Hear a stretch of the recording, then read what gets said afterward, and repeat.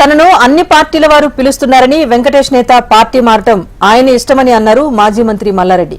ఎన్నికల ముందు లెక్క కోసమే కాంగ్రెస్ లోకి వెంకటేష్ నేత వెళ్లారని ఆరోపించారు. పెద్దపల్లి పార్లమెంట్ నియోజకవర్గం నుంచి పోటీకి ఎమ్మెల్యే వెంకటస్వామి కుమారుడు ఉన్నాడని అన్నారు. తిట్ల కోసమే కాంగ్రెస్ ప్రభుత్వం ఉందన్న మల్లారెడ్డి కేసీఆర్ పై రేవంత్ పదజాలం సరికాదన్నారు. గతంలో రేవంత్ తనను తిట్టాడు కాబట్టే తిట్టాల్సి వచ్చిందన్నారు మల్లారెడ్డి.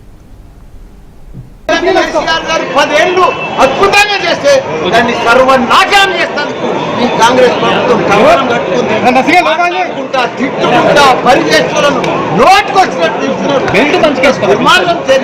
తప్పకుండా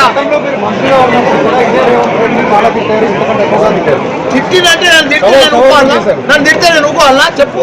నేను తిడితే నువ్వు ఊకుంటావా? అంతే. ఇది కూడా తప్పకుండా ప్రజలు తిరగబడతారు. ఉద్యమం పదేళ్లు అద్భుతంగా చేస్తే దాన్ని సర్వనాశనం చేస్తాను ఈ కాంగ్రెస్ ప్రభుత్వం కవరం కట్టుకుంటా తిట్టుకుంటా పరిచేస్తులను నోటుకొచ్చినట్టు తప్పకుండా